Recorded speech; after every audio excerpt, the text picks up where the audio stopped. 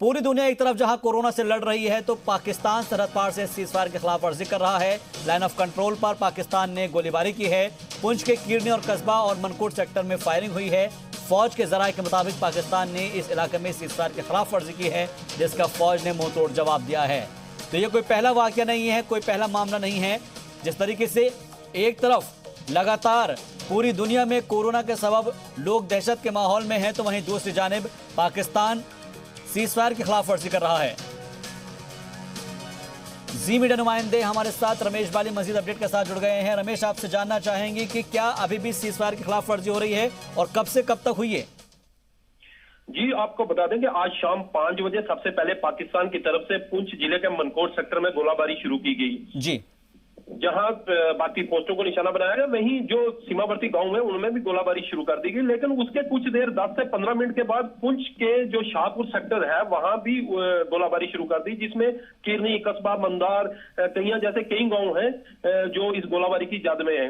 एक तरफ पूरी दुनिया कोरोना वायरस से लड़ रही है और दूसरी तरफ पाकिस्तान की तरफ से लगातार जो गोलाबारी की जा रही है, और पाकिस्तान की कोशिश भी यही रहती है इस गोलाबारी के बीच में ज्यादा से ज्यादा घुसपैठ करवाई जाए, जिसका नतीजा आप आज कश्मीर में देख सकते हैं, जिसमें हमारे कई सैनिक शहीद भी हुए हैं। पाकिस्तान लगातार जो गोलाबारी कर रहा है, ये भी देखा जा रहा है कि पाकिस्तान के भी हालात ठीक नहीं है। कोरोना वायरस वहां भी बड़ी तेजी से फैल रहा है और पाकिस्तान उसको रोकने के बजाय जो सीमा पर गोलाबारी जैसी हरकत कर रहा है।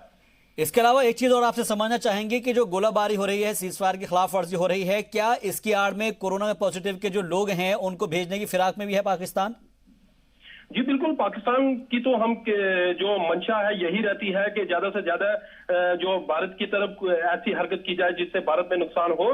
इसमें भी हम कह सकते हैं और यही कोशिश भी है पाकिस्तान की भी। और पाकिस्तान की तरफ से जो सीमावर्ती इलाके हैं, जैसे हम शाहपुर की बात करें या जो मनकोट की बात करें, तो इसी इलाके से ज्यादा पाकिस्तान की कोशिश रहती है घुसपैठ करवाने की। लेकिन भारतीय सेना पाकिस्तान को मुंह तोड़ जवाब दे रही है। जी, अब क्योंकि जाहिर सी बात है कि सीजफायर की खिलाफ वर्जी की जा रही है, उसका मुंहतोड़ जवाब भी दिया जा रहा है। कितना नुकसान हुआ है इस गोलाबारी में? जी, अभी हम ये नहीं कह सकते हैं कि कोई नुकसान हुआ है, कि नुकसान की खबर अभी आई नहीं है, क्योंकि गोलाबारी इतनी ज्यादा है, बिल्कुल युद्ध जैसे हालात बने हुए हैं। लोग घरों के अंदर बिल्कुल बंद होकर रह गए। एक पूरा डर सा माहौल पूरे इलाके में बना हुआ है। बहुत बहुत शुक्रिया हमसे बातचीत के लिए। मजीद अपडेट के लिए आपका, आप नजर बनाए रखिएगा, आगे भी अपडेट लेते रहेंगे। बढ़ता आगे, उत्तराखंड के वजीर आला त्रिवेंद्र सिंह रावत ने इतवार को कुपवाड़ा में शहीद हुए उत्तराखंड के दोनों ही शहीद जवानों देवेंद्र सिंह और अमित कुमार को खराज अकीदत पेश किया।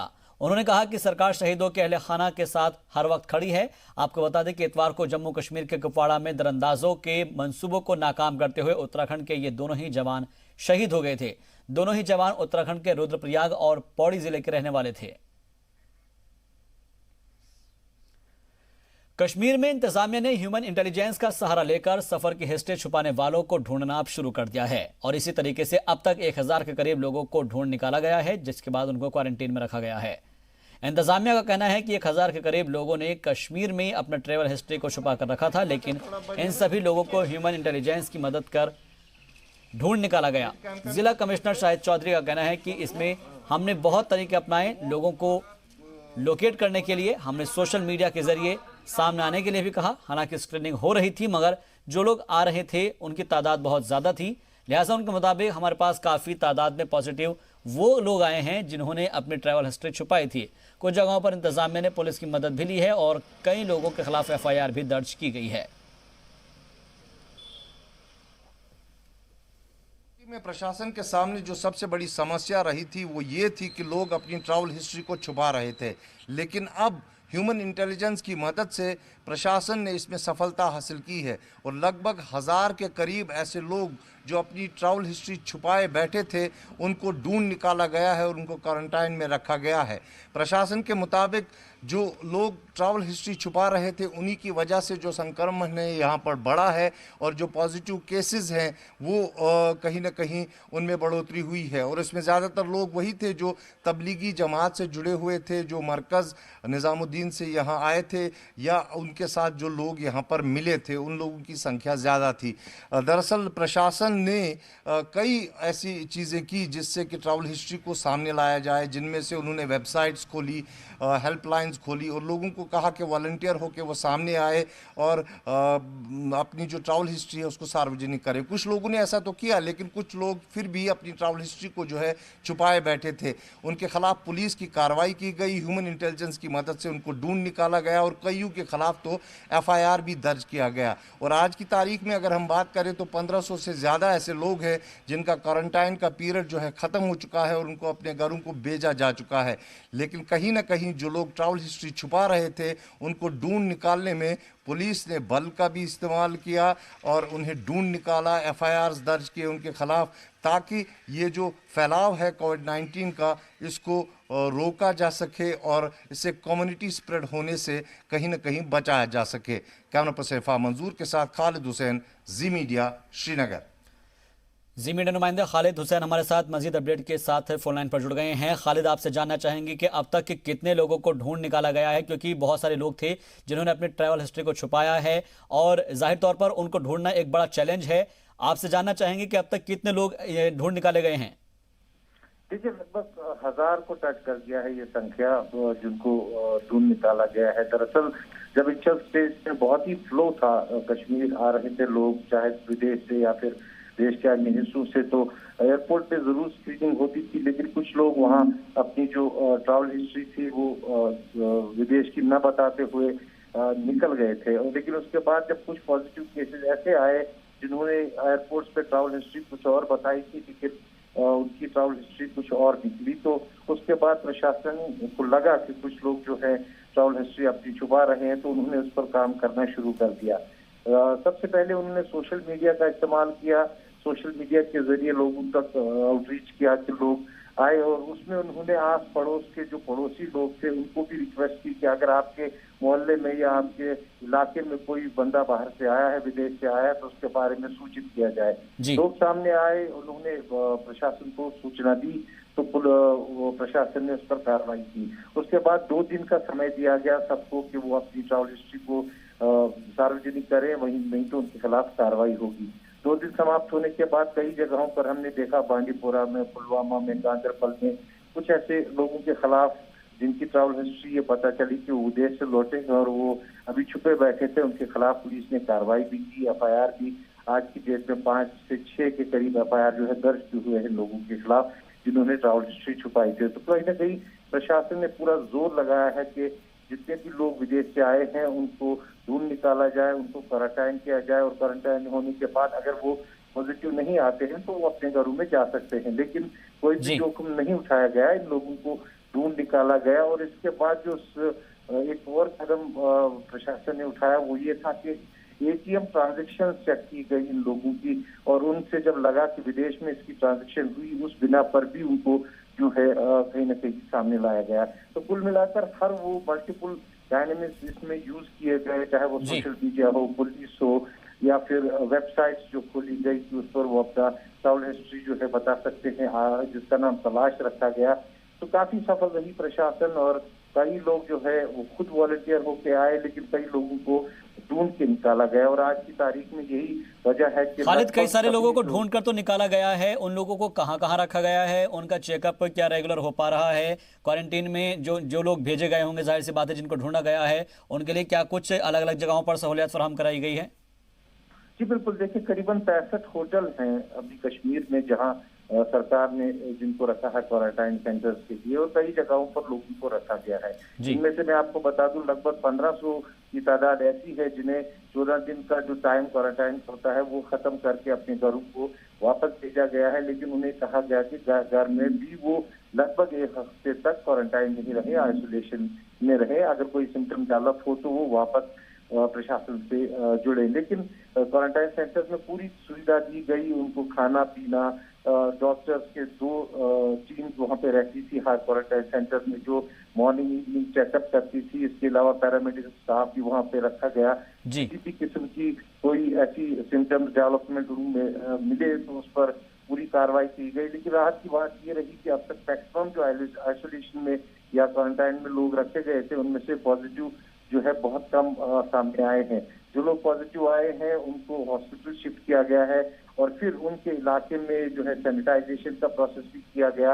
उनके जो कॉन्टैक्ट थे, परिवार था, उनको भी टेस्ट के लिए बुलाया गया। तो पूरी तरह से कोशिश की जा रही है कि जो ये स्प्रेड है कोविड-19 का, ये कम्युनिटी स्प्रेड ना बने। अगर ये कम्युनिटी में फैल जाता है तो निस्संदेह ही बहुत दिक्कत होगी प्रशासन के लिए, इसलिए ये कदम उठाए जा रहे हैं। जी बहुत बहुत शुक्रिया हमसे बातचीत के लिए। मजीद अपडेट के लिए खालिद आपका।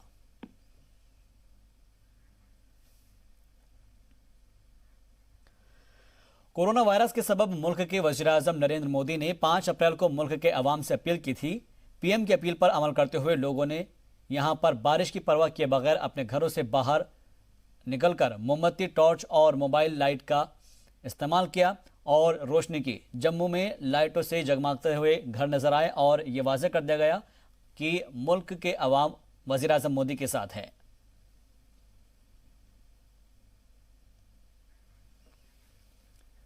वज़ीर-ए-आज़म नरेंद्र मोदी के ऐलान पर सरहद से मुतसिल पुंछ में भी लोगों ने घरों पर दिए जलाए, मोमबत्तियां जलाई और साथ ही बड़ी तादाद में लोगों ने आतिशबाजी की, जिससे पूरा माहौल दिवाली जैसा लगने लगा। 9 मिनट की जगह करीब आधे घंटे तक लोग घरों की छतों पर, बालकनी में और मोमबत्ती लिए खड़े हुए नजर आए।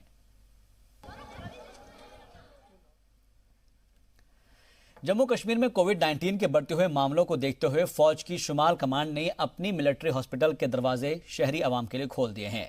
100 बेड की सलाहियत और जदीद कोरोना टेस्टिंग लैब में फौज के डॉक्टरों ने 2 दिन में 68 शहरियों के corona test free of cost किए हैं। दरअसल इंतजामिया की अपील पर फौज ने अपनी जदीद कोविड-19 टेस्टिंग लैब और अपने 100 बेड वाले आइसोलेशन वार्ड को आम शहरों के लिए खोल दिया है। इससे पहले उधमपुर से जो भी टेस्ट पहले जम्मू और मुल्क की दूसरी लैबोरेटरीज में जाते थे, उनकी रिपोर्ट्स आने तक मरीज का क्वारंटीन पीरियड भी पूरा हो जाता था। लेकिन अब उधमपुर में किए जा रहे इन टेस्ट से 2 दिन में ही 68 शहरियों के सैंपल टेस्ट किए जा चुके हैं। इस अस्पताल में 100 बेड की सलाहियत वाले 4 आइसोलेशन वार्ड बनाए गए हैं, जिन्हें पूरी तरह से सैनिटाइज करके वहां पर काम कर रहे डॉक्टर्स, पैरामेडिकल स्टाफ के लिए खास सूट, N95 मास्क और दूसरे आलात भी खरीदे गए हैं। मुल्क के इक़्तिदार पर काबिज बीजेपी की यौम तासीस मुल्क भर में मनाई गई, जहां बीजेपी अपना 40वां यौम तासीस मना रही है और इस मौके पर श्रीनगर में भी पार्टी दफ्तर में तकरीब का इनेकाद किया गया। इस तकरीब में पार्टी के सीनियर लीडरान मौजूद रहे। लीडरान ने कहा कि उनकी पार्टी ने हमेशा ही रियासत जम्मू कश्मीर के हक में आवाज़ बुलंद की है और आइंदा भी उठाती रहेगी। पार्टी रहनुमाओं ने कहा है कि मुश्किल की इस घड़ी में बीजेपी रियासत के आवाम का पूरा ख्याल रख रही है और साथ ही गरीबों तक राहत रसाने का काम भी जारी है। आज तो हम 40th फाउंडेशन डे मना रहे हैं। कश्मीर में भी पूरे हिंदुस्तान में आज ये दिन मनाया जा रहा है, तो हम भी इसका हिस्सा हैं, पार्ट हैं, तो हम भी यहाँ पर ये दिन मना रहे हैं। तो हमारा एक जो इस वक्त बहरान चल रहा है, तो हम गरीबों के लिए आज यहाँ पर कुछ कार्य करेंगे, कुछ पैकेट्स हम दे देंगे, खाना खिलाएंगे लोगों को जो कि बिलो पॉवर्टी लाइन है, जिनको खाना नहीं है, उनको हम ट्राई करेंगे आज के दिन में सबों को खाना खिलाने के। वादिया कश्मीर में लॉकडाउन जारी है। श्रीनगर और दीगर इलाकों में सिर्फ इमरजेंसी सर्विसेज और ज़रूरी सामान ही दस्तयाब है।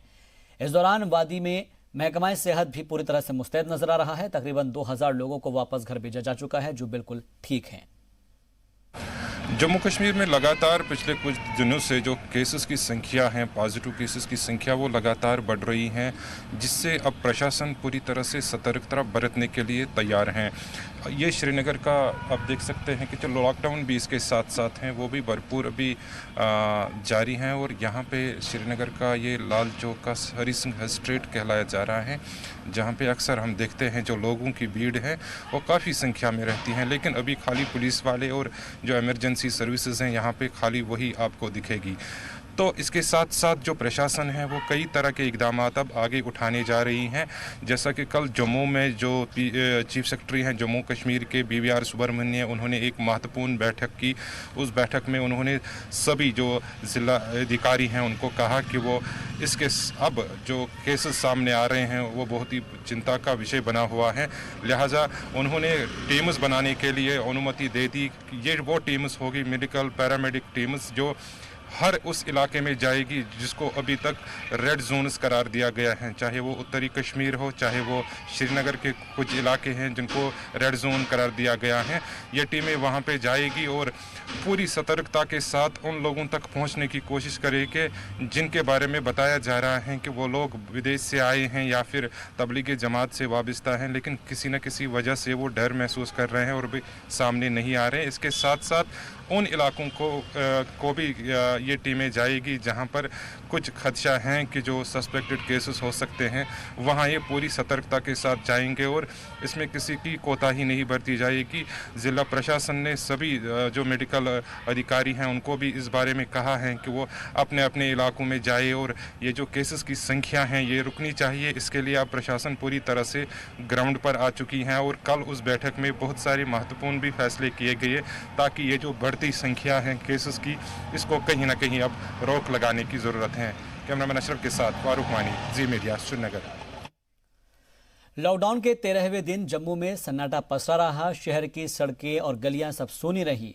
पिछले कुछ दिनों के मुकाबले बहाने बनाकर सड़कों पर गाड़ियां दौड़ाने वाले, पैदल निकलने वाले, लॉकडाउन के खिलाफ वर्जी करने वाले भी अब घरों में बैठ रहे हैं, जिससे लॉकडाउन नाफिज करवाने में तैनात सिक्योरिटी एहलकारों को भी काफ़ी मशक्कत कम करनी पड़ रही है।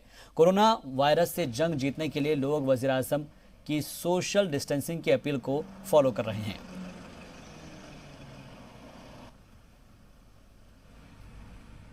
लॉकडाउन के आज 13 दिन हो गए हैं।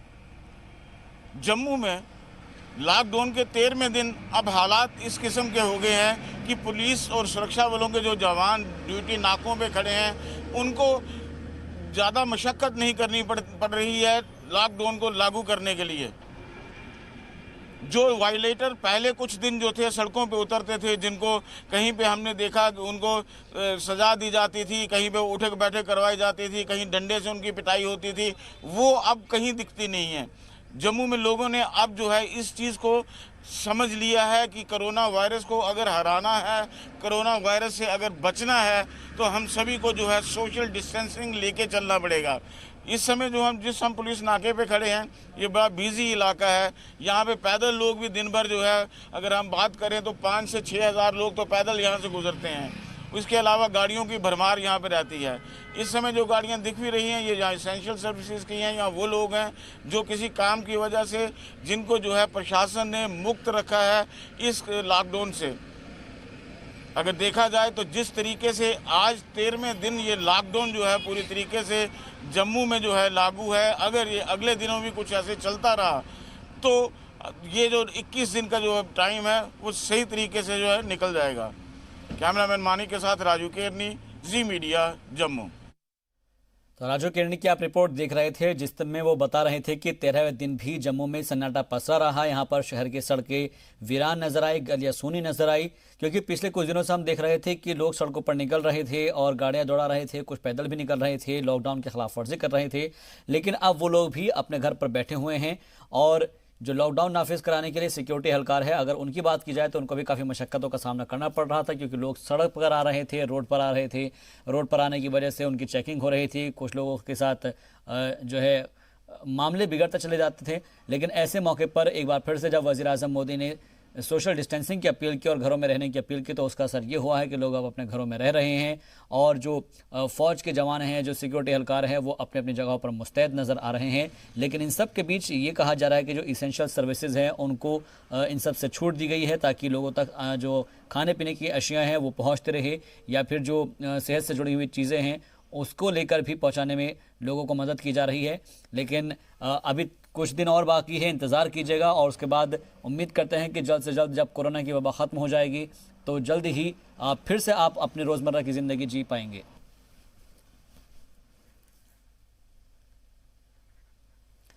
तो लॉकडाउन के 13वें दिन जम्मू में भी सन्नाटा पसरा रहा। जम्मू की जो तस्वीर हमारे नुमाइंदे ने बताई है, जी मीडिया नुमाइंदे ने, राजू केरनी ने, और वो ये बताने की भी कोशिश कर रहे थे कि दरअसल कुछ लोग अपने अपने घरों से गाड़ियां लेकर निकल जाते थे या फिर किसी भी काम को, छोटे मोटे काम को लेकर बहाना बनाकर निकल जाते थे, लेकिन अब वो लोग भी अपने घरों में बैठे हुए हैं।